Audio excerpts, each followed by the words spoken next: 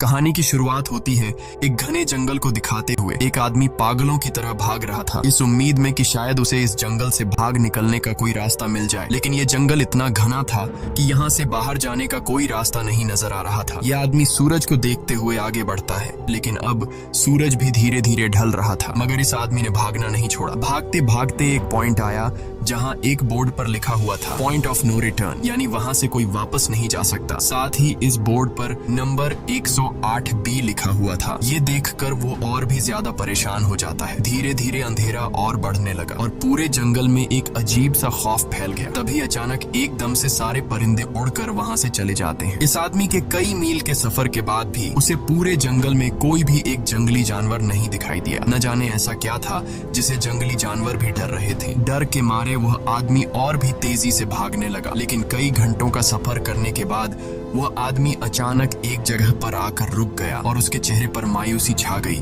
क्योंकि उसके सामने वही 108 नंबर वाला साइन बोर्ड था जिस पर लिखा हुआ था पॉइंट ऑफ नो रिटर्न। अब आदमी को समझ आया कि चाहे मैं जितना भी भागूं पर इस जंगल से निकल नहीं सकता। इसलिए अब वो वहाँ छुपने की जगह ढूंढने लगा, लेकिन वहाँ उसे छुपने के लिए कोई सेफ जगह नहीं मिली। इसीलिए अब वो पेड़ के ऊपर चढ़ जाता है, पर तभी उस पेड़ की टहनी टूट गई, जिससे वो आदमी काफी ऊंचाई से नीचे जमीन पर आ गिरा। पेड़ से गिरने के बाद वो बहुत ज्यादा जख्मी हो चुका था। उसे काफी गहरी चोटें आई। इससे पहले कि वो बेहोश हो जाता, तभी अचानक जमीन हिलने लगी और अजीब सी गुर्राने की आवाजें आने लगी। वो आवाजें सुनकर आदमी के गले में सांसें अटक गईं। तभी अचानक कोई उसे खींच कर ले गया। खींचने वाला कौन था ये नहीं दिखाया गया, लेकिन हमें उस आदमी की दर्द भरी चीखें सुनाई दी गई। इस इंसिडेंट के 6 दिन बाद हमें शहर में मीना नाम की एक लड़की को दिखाया जाता है, जो एक बर्ड शॉप में काम करती है। तभी उसका बॉस आता है और मीना को एक गोल्डन पैरट को शहर से दूर एक जू में डिलीवर करने का ऑर्डर देता है। मीना बॉस की बात को मानते हुए अब उस पैरट को डिलीवर करने जाती है। मीना गाड़ी में बैठकर अपने मोबाइल में उस जू का लोकेशन सेट कर लेती है और अपने सफर पर निकल पड़ती है। शहर से बाहर निकलने के बाद वो एक बोर्ड पर बहुत सारे लोगों के मिसिंग फोटोज देखती है, यानी वहाँ पर कई सारे लोग गायब हो चुके थे। लेकिन मीना उन पर ज्यादा ध्यान नहीं देती और आगे बढ़ने लगती है। आगे बढ़ते दौरान मीना शॉर्टकट लेते हुए जंगल के रास्ते से गुजरती है ताकि वो जल्दी से इस पैरट को जू तक डिलीवर कर दें, और वो पहुंच गई जंगल के बीचों बीच। ये वही जगह है जहां हम पहले एक आदमी को गायब होते देख चुके हैं। वहां आकर मीना बुरी तरह से फंस चुकी थी। वो अपने मोबाइल पर मैप देखती है, लेकिन वहां मोबाइल के सिग्नल नहीं आ रहे थे और उसके कार का रेडियो भी काम नहीं कर रहा था। मीना अब वहां से वापस निकलने लगी, लेकिन अब उसे वहां से बाहर निकलने का रास्ता समझ नहीं आ रहा था। थोड़ी देर बाद मीना की गाड़ी भी खराब हो गई। मीना गाड़ी से बाहर निकलती है और उसे सामने लगा हुआ वही पॉइंट ऑफ नो रिटर्न वाला बोर्ड दिखाई देता है। मीना को कुछ समझ नहीं आता, इसीलिए वो पैरट के पिंजरे को हाथ में लेकर आसपास मदद ढूंढने आगे चली जाती है, लेकिन वहां आसपास किसी भी मदद का नामो निशान तक नहीं था। उसके बाद वो वापस उस जगह पर लौट आती है जहां उसने अपनी गाड़ी खड़ी की थी, लेकिन वहां से उसकी गाड़ी गायब हो चुकी थी। ये देखकर वो बहुत ज्यादा परेशान हुई। उसे लगा कि शायद वो उस जगह पर नहीं आई है जहां उसकी गाड़ी खड़ी थी, बल्कि ये किसी दूसरी जगह पर आ गई है और उसकी गाड़ी कहीं दूसरी जगह में खड़ी है, क्योंकि इस जंगल का हर एक पॉइंट एक ही जैसा दिखाई दे रहा था। अब अंधेरा भी गहरा होता जा रहा था। एकदम से पहले की तरह ही सभी परिंदे इन पेड़ों से उड़ जाते हैं। मीना को अब डर लगने लगा था, क्योंकि जमीन भी जोर जोर से हिल रही थी। मीना को वहाँ आसपास किसी के होने का एहसास होता है। तभी अचानक मीना को दूर किसी का साया नजर आया। मीना भागते हुए उसके पीछे आई, पर उसे वहाँ कोई भी नहीं मिला। तभी अचानक मीना को एक बूढ़ी औरत भागते हुए दिखाई दी। मीना भी दौड़कर उसका पीछा करने लगी। वो उससे मदद मांग रही थी, लेकिन वो औरत रुकती नहीं, तेजी से भागती रहती है। एक बार फिर मीना इस बूढ़ी औरत का पीछा करती है। अचानक वो बूढ़ी औरत फिर से गायब हो गई। मीना जब उसे ढूंढते हुए और आगे बढ़ी तो उसे दूर जंगल में एक बड़ा सा कमरा दिखाई दिया। वो बूढ़ी औरत उस कमरे के दरवाजे को खोलकर मीना से कहती है, अगर जिंदा रहना चाहती हो तो जल्दी से अंदर आओ। ये सुनते ही मीना बिना सोचे समझे दौड़ते हुए उस कमरे की तरफ गई। मीना के अंदर आते ही उसने गेट को लॉक कर दिया। मीना देखती है कि ये कोई अजीब सा कमरा है जिसमें एक बहुत बड़ा सा मिरर लगा हुआ था। उस बूढ़ी औरत के के साथ यहाँ 2 और लोग भी थे। मीना घबरा कर उन लोगों से पूछती है ये कौन सी जगह है। इस पर उस बूढ़ी औरत ने जवाब दिया कि इस जगह को हम दी कोब कहते हैं। मेरा नाम है मैडलिन, ये लड़की है कियारा और इस लड़के का नाम है डेनियल। बूढ़ी औरत मीना से कहती है कि अभी बातचीत का वक्त नहीं है, तुम जल्दी से हमारे साथ मिरर के सामने खड़ी हो जाओ क्योंकि कोई हमें देखने आने वाला है। मीना पूछती है आखिर हमें कौन देखने आ रहा है, तो वो बूढ़ी औरत उससे कोई जवाब नहीं देती। एकदम बाहर से अजीब सी आवाजें आने लगी। मीना डर के मारे पूछती है कि ये आवाज किस चीज की है, तो कियारा मीना को बताती है कि इन्हें हम वॉचर्स कहते हैं। वे शीशे के दूसरे ओर से हमें देख रहे हैं पर हम उन्हें नहीं देख सकते। वे हर रात सूरज ढलने के बाद यहाँ आते हैं और हमें देखते रहते हैं जब तक सुबह का सूरज नहीं निकल आता। तभी शीशे के दूसरी तरफ से शोर आने लगा। मीना पूछती है ये शोर कैसा है। उस बूढ़ी औरत ने बताया कि वॉचर्स तुम्हारे आने से खुश हैं, तुम्हें यहाँ देखकर तालियां बजा रहे हैं। मीना बुरी तरह से कंफ्यूज थी, वो जल्द से जल्द यहाँ से निकलना चाहती थी। मैडलिन जिन्हें वॉचर्स कह रही थी, न तो अब तक मीना ने उन्हें देखा और न ही किसी और ने देखा था। रात गुजर जाती है, सुबह होने पर ये लोग उस जगह से बाहर निकल आते हैं। मैडलिन बताती है कि वे वॉचर्स सिर्फ रात में ही बाहर निकलते हैं, दिन के वक्त हम लोग जंगल में आजाद घूम सकते हैं। मीना रात भर यही सोच रही थी कि कब सुबह होगी और जल्दी से मैं इस जंगल से बाहर निकल जाऊं। इसीलिए वह फौरन जंगल से बाहर निकलने का रास्ता ढूंढने लग जाती है। तब मैडलिन बाकी सबको उसे रोकने से मना कर देती है, जैसे कि वह जानती हो कि मीना इस जंगल से बाहर नहीं निकल सकती और वह जरूर वापस आएगी। बस मीना को जाते हुए मैडलिन बताती है कि तुम्हारा यह फैसला अच्छा नहीं है, इस जंगल से बाहर निकलने का कोई रास्ता नहीं है। रात होने से पहले हमें इस घर में वापस आना पड़ता है, अगर तुम लेट हो गई तो तुम अपनी जान से हाथ धो बैठोगी। मीना किसी की बात नहीं सुनती और अपने पैरट को लेते हुए तेजी से आगे बढ़ती है। थोड़ा सा आगे बढ़ने पर उसे वहीं पॉइंट ऑफ नो रिटर्न वाला साइन दिखाई देता है। उसे देखकर वो घबरा तो गई लेकिन उसने हिम्मत नहीं हारी और सूरज को देखकर सूरज की डायरेक्शन में आगे बढ़ती रही, पर जंगल से निकलने में कामयाब नहीं हो सकी। आगे चलकर रास्ता ही खत्म हो गया। मीना ने देखा कि वो एक पहाड़ के टॉप पर खड़ी है, जहाँ से आगे दूर दूर तक जंगल के सिवा कुछ भी नहीं था। इसीलिए वो मायूस होकर नीचे बैठ जाती है। तभी अचानक उसके कंधे पर किसी ने हाथ रखा। वो डर गई और जब उसने पीछे मुड़कर देखा तो वो बूढ़ी औरत मैडलिन थी। यहाँ मैडलिन उसे हौसला देती है और कहती है कि सिर्फ तुम ही नहीं जिसने यहाँ से निकलने की कोशिश की और हार गई, हम भी तुम्हारी तरह ही हार कर यहाँ रुके हैं। यहाँ से बाहर निकलने का कोई रास्ता नहीं, चलो मैं तुम्हें कुछ दिखाती हूँ। मैडलिन मीना को जंगल की तरफ लेकर जाती है। मैडलिन मीना से कहती है ये जंगल एक शिकारी है और हम सब उसका शिकार, अगर जिंदा रहना चाहती हो तो हमारे साथ ही रहो। मैडलिन उसे पॉइंट ऑफ नो रिटर्न वाले काफी सारे साइन बोर्ड दिखाती है जो कि जंगल के चारों तरफ गोल घेरे में लगे थे और उनके बीच में था उनका कमरा। मैडलिन बताती है कि ये हमारे घर से आधे दिन के फासले पर लगे हैं, अगर इसे आगे गई तो वापस लौटना मुश्किल हो जाएगा, इसलिए कभी भी यह तुम्हें नजर आए तो तुम इन्हें इग्नोर मत करना। मीना पूछती है ये सब किसने बनाया, तो वो जवाब देती है ये एक प्रोफेसर ने बनाया है, लेकिन अब तक उसे किसी ने देखा नहीं है। अब रात हो जाती है, ये लोग वापस उस घर के अंदर आ जाते हैं। हर रात वॉचर्स उन्हें देखने के लिए आते थे। आज कियारा नामी लड़की उनके सामने डांस करती है और कहती है ये सब उन्हें पसंद है। ऐसा नहीं था कि इन चारों को हर रात वॉचर्स के सामने खड़ा ही रहना पड़ता था, ये लोग जो चाहते वह कर सकते थे, बस ये लोग उनकी तरफ अपनी कमर नहीं कर सकते थे। ऐसा करने पर वो लोग बहुत ज्यादा गुस्सा हो जाते थे। रात में तो उन्हें सिर्फ वॉचर्स का मसला था, लेकिन दिन में भी उन्हें बहुत मुश्किलों का सामना करना पड़ता था। ये लोग जंगल से हर रोज अपना पेट भरने के लिए कुछ न कुछ शिकार करके लाते थे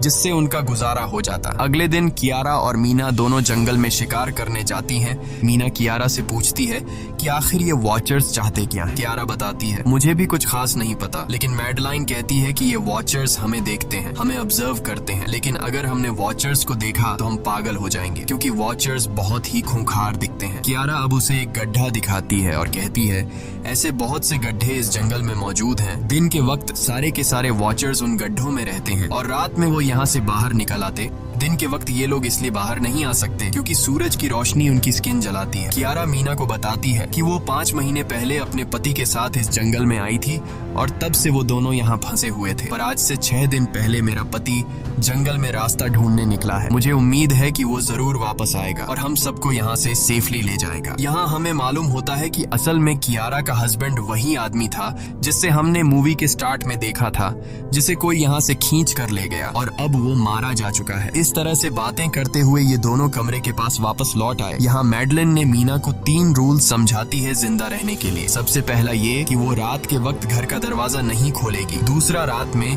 वो आईने की तरफ अपनी कमर नहीं करेगी। और तीसरा ये कि दिन के वक्त वो उन गड्ढों के पास नहीं जाएगी और जितना हो सके रोशनी में रहेगी। जब तक तुम इन रूल्स को फॉलो करोगी तब तक तुम जिंदा रहोगी। लेकिन मीना को मैडलाइन की बातों पर बिल्कुल भी भरोसा नहीं होता। अब उस रात मीना इन वॉचर्स के बारे में जानना चाहती थी, इसीलिए वो शीशे के साथ कान लगाकर आवाजें सुनने की कोशिश करती है। जब उसे कुछ सुनाई नहीं देता तो मीना को मैडलिन की बताई गई वॉचर्स की बातें फेक लगने लगती हैं। इसलिए वह रूल्स को तोड़ते हुए अपनी कमर को शीशे की तरफ करके सो जाती है और ऐसा करने पर इन वॉचर्स को गुस्सा चढ़ जाता है। वो लोग जोर जोर से उस शीशे को मारने लग जाते हैं। शोर से मैडलाइन भी उठ जाती है और वह जल्दी से मीना को शीशे की तरफ खड़े रहने को कहती है और तब जाकर वो वॉचर्स का गुस्सा शांत होता है। यानी जब इंसान वॉचर्स को अपनी पीठ दिखाते हैं तो वह उसे खुद की इंसल्ट मानने लगते हैं। ये रात भी गुजर जाती है और अगले दिन मीना डेनियल के साथ शिकार पर निकलती है। वो डेनियल से पूछती है, क्या आज तक तुमने किसी वॉचर को देखा है? जिस पर डेनियल ने जवाब दिया कि मैंने भी आज तक वॉचर्स को नहीं देखा और जो भी वॉचर्स को देखता है वो जिंदा नहीं बच पाता। तब मीना डेनियल को समझाती है कि मुझे लगता है कि ये सब मैडलाइन की बनाई हुई कहानियां हैं जिसके अंदर वो हमें फंसा रही है। हमें जरूर उन गड्ढों को जाकर चेक करना चाहिए, शायद हमें यहाँ से बाहर जाने का कोई रास्ता मिल जाए। डेनियल भी यहाँ रहकर बहुत ज्यादा तंग हो चुका था और वो भी किसी तरह से रास्ता ढूंढकर इस जंगल से भाग निकलना चाहता था। इसलिए वो मीना की बात मान लेता है और वो दोनों गड्ढे के पास पहुंच जाते हैं। अब मीना अपने आप को रस्सी से बांधकर इस गड्ढे के अंदर उतरती है। रस्सी का दूसरा सिरा डेनियल ने पकड़ा हुआ था ताकि अगर मीना को कुछ भी हो वो जल्दी से मीना को बाहर की तरफ खींच ले। मीना नीचे गड्ढे में पहुंच जाती है जहां उसे बहुत सारा इंसानों का सामान मिलता है। मीना उस सामान को इकट्ठा कर लेती है। ये सारा सामान उन लोगों का था जो जंगल में वॉचर्स के शिकार हो चुके थे। डेनियल रस्सी के सहारे कैमरा, साइकिल और जरूरत का सारा सामान को बाहर ले आता है। मीना अब नीचे इंतजार करती है कि डेनियल कब रस्सी नीचे फेंकेगा और मैं ऊपर चली जाऊंगी। और इससे पहले कि मीना उस गड्ढे से बाहर निकल पाती, उसे गड्ढे के अंदर किसी के आने की हलचल सुनाई देती है। मीना जल्दी से डेनियल को रस्सी नीचे फेंकने की आवाज देने लगती है, लेकिन तभी मीना को पकड़ने के लिए एक वॉचर का हाथ बढ़ने लगता है। पर मीना धूप में खड़ी थी, इसलिए जब उस वॉचर के हाथ पर सूरज की रोशनी पड़ी तो उसका हाथ जलने लगा। इतने में डेनियल ने नीचे मीना के पास रस्सी फेंकी और मीना फौरन जल्दी से बाहर निकल आई। मीना पूरी तरह से डर गई थी। ये लोग उस सारे सामान को लेकर अपनी सेफ हाउस में आ गए, जहां मैडलिन ने उससे पूछा, ये सामान तुम्हें कहां से मिला? ये लोग झूठ बोल देते हैं कि ये सामान उन्हें इस जंगल से मिला। मैडलिन को इस जंगल में रहते हुए बहुत अरसा गुजर चुका था। वो जानती थी कि ये सामान उसे जंगल से नहीं बल्कि एक गड्ढे से मिला होगा। वो मीना से पूछती है, बताओ तुमने गड्ढे के अंदर क्या देखा? लेकिन मीना उसे कुछ नहीं बताती। ये लोग बहुत खुश थे कि आज रात ये लोग वॉचर्स को देख पाएंगे, क्योंकि मीना को गड्ढे के अंदर एक कैमरा मिला था। डेनियल किसी तरह जुगाड़ करके उस कैमरा को टीवी के साथ अटैच कर लेता है ताकि ये लोग भी टीवी पर वॉचर्स को देख पाए। मैडलिन बार बार उन्हें समझाती है कि ये तुम लोग गलत कर रहे हो, लेकिन ये दोनों उसकी एक बात भी नहीं सुनते। आज रात ये लोग वॉचर्स के इंतजार में बैठे थे ताकि उन्हें वो देख पाए, लेकिन काफी रात होने के बावजूद भी आज कोई वॉचर उन्हें देखने नहीं आया और अब कुछ देर बाद उनके साथ कुछ अजीब सा होने वाला था। ये लोग बातचीत में मसरूफ थे कि तभी उनका दरवाजा खटखटाया जाता है, यानी दरवाजे पर किसी ने दस्तक दी। उन्होंने जल्दी से टीवी की तरफ देखा तो वहां उन्हें इंसानी टांगे दिखाई दे रही थी। बाहर जो कोई भी था वो कियारा के हस्बैंड की आवाज में बात कर रहा था और वो जल्दी से दरवाजा खोलने को कह रहा था। कियारा को लगा कि जरूर उसका हस्बैंड यहाँ से बाहर निकलने का रास्ता ढूंढ आया है। वो जल्दी से उठकर दरवाजा खोलने के लिए जाती है, लेकिन मैडलिन बीच में आकर दरवाजा खोलने नहीं देती। वो कहती है कि मैं जानती हूँ बाहर तुम्हारा हस्बैंड नहीं है, क्योंकि मैडलिन जानती थी कि रात के इस अंधेरे में कोई भी इंसान इस कमरे तक नहीं पहुंच सकता। लेकिन कियारा को मैडलिन की बातों पर यकीन नहीं होता और वो दरवाजा खोलने की कोशिश करती है, जिसके बाद मैडलिन कियारा से कहती है कि वो तुम्हें फंसा रहा है, तुम उसका इम्तिहान ले लो, तुम उसे कोई ऐसी बात पूछो जिसके बारे में सिर्फ तुम या तुम्हारा हस्बैंड जानता हो। कियारा बाहर खड़े हुए इंसान से एक किताब के बारे में सवाल करती है जिसके के बारे में उसे पता होना चाहिए था, लेकिन जब बाहर खड़ा हुआ इंसान कोई जवाब नहीं देता तो ये समझ जाते हैं कि ये वॉचर ही है। ये लोग जब दरवाजा नहीं खोलते तो वॉचर उनके बाहर लगाए हुए कैमरा को तोड़ देता है। और यहाँ हमें एक बात पता चलती है कि वॉचर्स इंसान के रूप में भी खुद को बदल सकते हैं। वॉचर्स उनकी इस हरकत पर बहुत ज्यादा गुस्सा हो गए थे। वे बहुत तेजी से शीशे को मारने लगे, जिससे शीशे में एक बड़ा क्रैक भी आ जाता है। लेकिन यहाँ मेडलिन समझदारी दिखाते हुए सबको लाइन से शीशे की तरफ खड़ा कर देती है, जिससे वॉचर्स का गुस्सा थोड़ा बहुत ठंडा हो जाता है और वे वहाँ से चले जाते हैं। अब यहाँ मीना मेडलिन को बताती है कि हमने गड्ढे में से ये सारा सामान चुराया था। ये सुनकर मेडलिन बहुत ज्यादा गुस्सा हो जाती है कि तुम लोगों ने दूसरा रूल भी तोड़ दिया। अगली सुबह मेडलिन उस गड्ढे से लाया हुआ सारा सामान उठाकर वापस उसी गड्ढे में फेंक देती है, जिससे उन वॉचर्स का गुस्सा थोड़ा शांत हो जाता है। मगर अब इन लोगों को जंगल में बहुत ही ज्यादा अजीब चीजें दिखाई देना चालू हो गई थी और उसका सबसे ज्यादा असर डेनियल पर होता है। डेनियल अचानक बात बात पर बहुत ज्यादा गुस्सा करने लग जाता है। दूसरी तरफ कियारा, जिससे पहले उम्मीद थी कि उसका हस्बैंड जिंदा है और वो यहाँ आकर उसे यहाँ से बचा लेगा, लेकिन अब उसे पता चल चुका था कि उसका हस्बैंड अब वापस नहीं आएगा, जिसकी वजह से वह अंदर ही अंदर पूरी तरह से टूट चुकी थी और वो डिसाइड करती है कि वह वॉचर्स के इन गड्ढों में कूदकर अपनी जान दे देगी, क्योंकि अब उसके पास जीने की कोई वजह नहीं रही। वह ऐसा करने ही वाली होती है कि मीना आकर उसे बचा लेती है। इसी बीच हम देखते हैं कि डेनियल मेडलिन की तरफ अजीब तरह से देख रहा होता है और वह गुस्से में आकर मेडलिन को पेड़ के साथ बांध लेता है। डेनियल ने कहा कि अब मैं इस बुढ़िया के कोई रूल्स नहीं मानूंगा, अब यहाँ सिर्फ मेरी बात मानी जाएगी। अब रात होने वाली थी, इसलिए डेनियल कमरे की तरफ भागा और कियारा भी उसके पीछे भागी, लेकिन मीना मेडलिन के पास आई और उसकी रस्सियां खोलने लगी। दूसरी तरफ डेनियल ने कियारा को लेकर कमरे का दरवाजा अंदर से बंद कर दिया और मीना और मेडलिन को बाहर वॉचर्स के लिए छोड़ दिया। मीना और मेडलिन डेनियल से दरवाजा खोलने के लिए गिड़गिड़ाते रहे।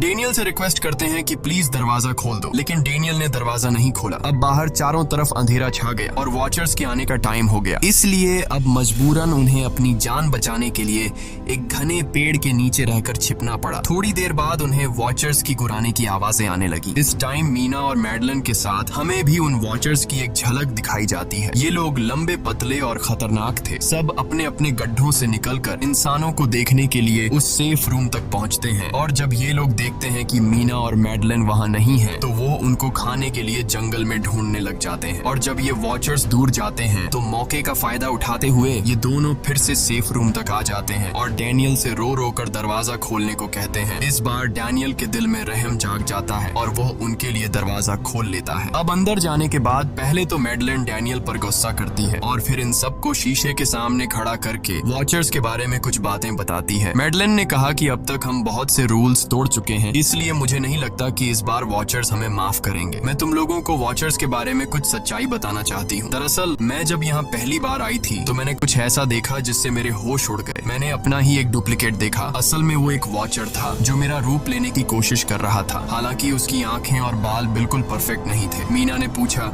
कि आखिर ये वॉचर्स हैं क्या चीज, जिस पर मेडलिन ने जवाब दिया कि ये सारे क्रीचर्स फेरीज हैं जो किसी जमाने में इंसानों के साथ मिलकर रहते थे। फेरीज पंखों वाले एक जादुई जीव थे, लेकिन वक्त गुजरने के साथ इंसानों को फेरीज की शक्तियों से डर लगने लगा। इसीलिए इंसानों ने फेरीज को खत्म करने का सोचा। इंसानों की तादाद ज्यादा थी, इसलिए फेरीज इंसानों का मुकाबला नहीं कर पाए। इंसानों ने इन फेरीज को जंगल में एक बहुत बड़े गड्ढे के अंदर कैद कर लिया और उन्हें श्राप से हमेशा हमेशा के लिए इस गड्ढे में बंद कर दिया। उसके बाद फेरीज कई 100 सालों तक उस गड्ढे में कैद रहे, लेकिन फिर वक्त के साथ उन्होंने जमीन के अंदर खुदाई करके निकलने के रास्ते बना लिए। आज वही फेरीज वॉचर्स के रूप में गड्ढों से निकलकर हमारे सामने आते हैं। हालांकि कई 100 सालों तक जमीन के अंदर रहने की वजह से उन्होंने अपने पंख और जादुई शक्तियां खो दी और साथ ही उन्हें सूरज की रोशनी से तकलीफ होने लगी, लेकिन अब भी उनमें रूप बदलने की शक्ति है। इस पर डेनियल ने मेडलिन से पूछा कि ये वॉचर्स हमसे क्या चाहते हैं और ये हर रात हमें देखते क्यों हैं, जिस पर मेडलिन ने बताया कि ये वॉचर्स एक बार फिर से जंगल से निकलकर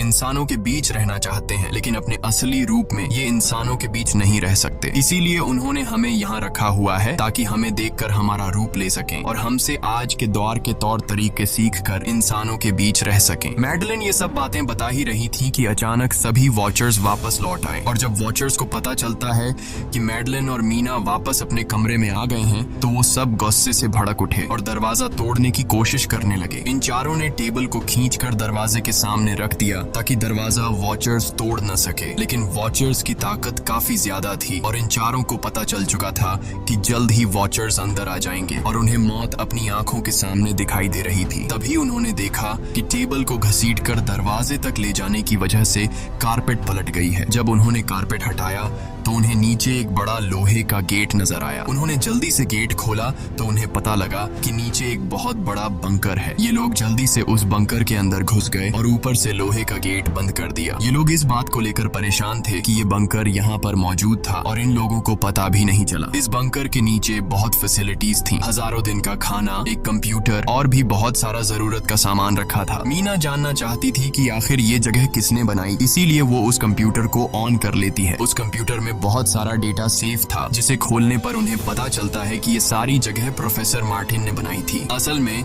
प्रोफेसर को इन क्रीचर्स के बारे में पता था। वो इन वॉचर्स पर रिसर्च करना चाहता था, इसीलिए उसने ये बंकर बनाया था। पैसों का लालच देकर वो दूसरे इंसानों को काम के लिए यहाँ लेकर आता था और रात के वक्त मजदूरों को ऊपर कमरे में छोड़कर खुद यहाँ आकर चुप जाता था और वो वॉचर्स फिर उन इंसानों को खा जाया करते थे। अगली वीडियो में डॉक्टर मार्टिन बताते हैं कि उनकी रिसर्च के दौरान उन्हें एक सबसे अलग फेरी मिली जो रोशनी में भी उन गड्ढों से बाहर आ सकती थी। डॉक्टर बताता है कि उस वॉचर ने एक बच्ची का बिल्कुल परफेक्ट रूप ले लिया था जिसे कोई पहचान नहीं सकता था। वो बहुत अच्छी थी, उसने डॉक्टर मार्टिन को मारा नहीं। डॉक्टर मार्टिन उसे यहाँ ले आया। तभी प्रोफेसर ने कैमरा को दूसरी तरफ मोड़ा। तब उन्होंने देखा कि प्रोफेसर ने उस छोटी सी बच्ची के रूप में आए वो क्रीचर को पिंजरे में कैद कर लिया है। पता नहीं डॉक्टर उसके साथ कौन सा एक्सपेरिमेंट करने वाला था। उस कंप्यूटर में बहुत सी वीडियोस थी और हर वीडियो में कुछ न कुछ बताया हुआ था। मीना बस ये जानना चाहती थी कि आखिर में क्या हुआ, इसीलिए वो सबसे आखिरी वीडियो प्ले करती है जिसमें वह देखती है कि प्रोफेसर खुद को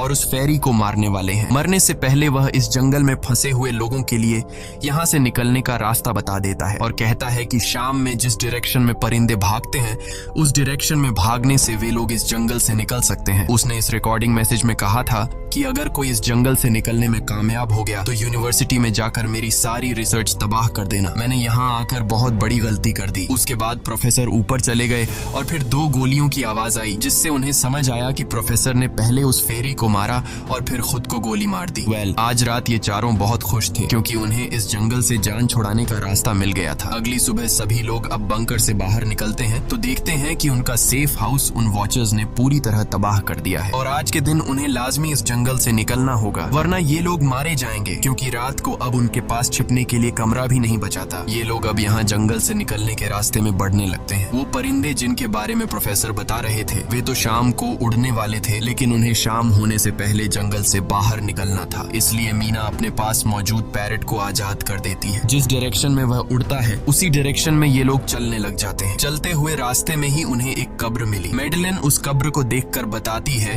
कि एक वक्त था जब ये लोग इंसानों के साथ रहते थे, लेकिन इंसानों ने उनके साथ बहुत बुरा किया, धोखा किया और उन्हें यहाँ जंगलों में फंसाकर खुद चले गए। कई घंटे सफर करने के बाद ये लोग एक नदी के पास पहुंच गए। वहां उन्हें प्रोफेसर का एक बोट मिला जिसको देखकर ये लोग बहुत खुश हुए, लेकिन उनकी खुशी अब कुछ ही देर की मेहमान थी क्योंकि अब अंधेरा हो चुका था और वॉचर्स के आने का वक्त हो गया था। उससे पहले कि ये लोग डॉक्टर मार्टिन की बोट में बैठकर यहाँ से दूर चले जाते तभी उन्हें पीछे से किसी की आवाज आई। जब उन्होंने पीछे मुड़कर देखा तो वो कियारा का हस्बैंड था जो मदद के लिए चिल्ला रहा था। वो बहुत ही जख्मी हालत में था। बाकी सब बोट में बैठ चुके थे, इसलिए डेनियल अकेला उसकी मदद के लिए गया। डेनियल कियारा के हस्बैंड को खींचकर बोट की तरफ लाने लगा, लेकिन तभी ये लोग बोट से देखते हैं कि डेनियल जिसकी मदद करने गया वह कोई इंसान नहीं बल्कि एक वॉचर है जिसने उनके सामने ही डेनियल का रूप ले लिया। वो लोग कुछ भी नहीं कर पा रहे थे। अब उस वॉचर ने डेनियल को मार दिया। उन्हें इस बात का पता था कि वॉचर्स इस नदी को पार नहीं कर सकते हैं और फाइनली ये लोग खुद इस नदी को पार करके शहर तक पहुंच जाते हैं। और कहानी में असल ट्विस्ट इसके बाद आया। शहर पहुंचने के बाद ये तीनों अलग अलग रास्तों पर चले गए और कुछ दिनों बाद अब मीना जल्दी से डॉक्टर मार्टिन के कहने के मुताबिक उनके यूनिवर्सिटी में उनका सारा डेटा खत्म करने के लिए आई। उससे पहले कि वह उनका रिसर्च डेटा डिलीट कर देती, तभी उससे वहाँ एक टेप रिकॉर्डर मिला और उस टेप रिकॉर्डर से मीना को एक नया राज मालूम हुआ। जब हजारों साल पहले इंसान और फेरीज एक साथ रहते थे तो तब उनकी शादी भी हुआ करती थी। इंसान और फेरी के मिलन से जो बच्चे पैदा होते थे उनमें इंसान और फेरी दोनों के गुण होते थे। उन्हें हाफलिंग्स कहा जाता था। उन हाफलिंग्स में एक खासियत थी कि वे रूप बदलने में इतने माहिर होते थे कि वे किसी मरे हुए इंसान का रूप भी बदल सकते थे।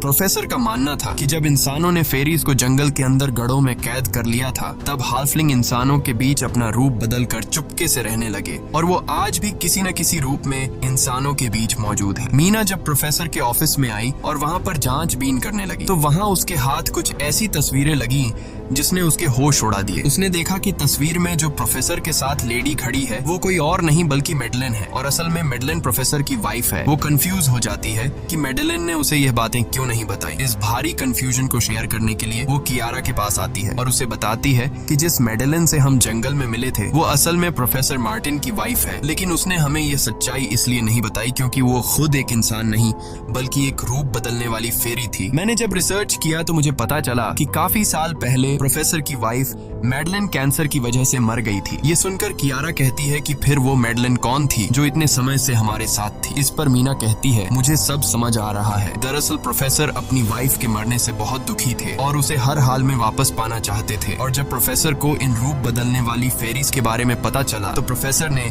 उस रूप बदलने वाली फेरी को पिंजरे में कैद किया जो एक बच्ची का परफेक्ट रूप लेकर उनके पास आई थी। प्रोफेसर ने अपनी वाइफ की फोटो दिखाते हुए उस फेरी को अपनी वाइफ मेडलिन जैसा बना दिया क्योंकि वो फेरी बाकी फेरीज से अलग थी। वो दिन में भी बाहर आ सकती थी। मीना ने कहा कि मैंने मेडलिन को यहाँ बुला लिया है, हमें किसी तरह से करके उसे वापस जंगल भेजना होगा। तभी एक कार वहाँ आकर रुकी। जब उस कार से जो इंसान उतरा उसे देखकर मीना के गले में सांस अटक गई। वो कियारा थी, यानी कि अब तक जो मीना के साथ थी वो मेडलिन थी। उसने कियारा का रूप ले रखा था। कियारा जैसे ही घर के अंदर आई तभी मेडलिन ने कियारा के हस्बैंड के रूप में बदलकर उसे बेहोश कर दिया। मीना ने मेडलिन से कहा, आखिर तुम चाहती क्या हो? जिस पर मेडलिन गुस्से में आकर कहा, मैं फेरीज की सबसे अलग मखलूक हूँ। मेरे सभी साथी बचपन से मुझे चिढ़ाते थे। वो मुझे अपने साथ नहीं रहने देते क्योंकि मैं सबसे अलग थी। मैं उस जंगल में अकेली पड़ चुकी थी और मैं उस जंगल से निकलकर बाहर लोगों के साथ मिलकर रहना चाहती थी। फिर एक दिन प्रोफेसर उस जंगल में आया।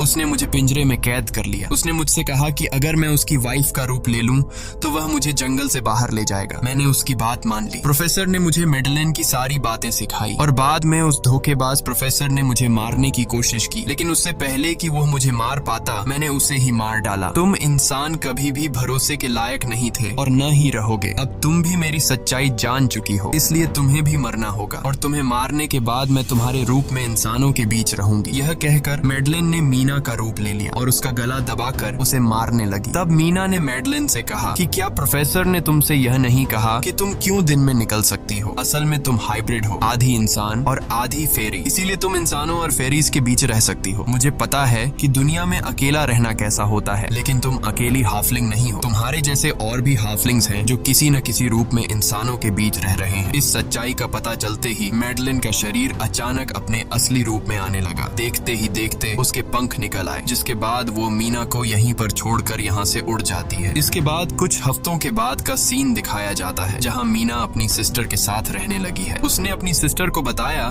कि शायद वो फेरी अभी भी मेरा पीछा कर रही है। तब मीना की सिस्टर उसे कहती है कि तुम डरो मत, ऐसा कुछ नहीं है। और कहानी के एंड में हम एक छोटी बच्ची को देखते हैं जो कि उस वक्त मीना के घर के नीचे खड़ी थी। ये कोई और नहीं बल्कि मेडलिन थी जो अब उनके दुनिया में उस रूप में रह रही है। और इसी के साथ ये कहानी खत्म हो जाती है। अगर आपको ये वीडियो अच्छी लगी हो तो हमारे चैनल को सब्सक्राइब और वीडियो को लाइक जरूर कीजिएगा।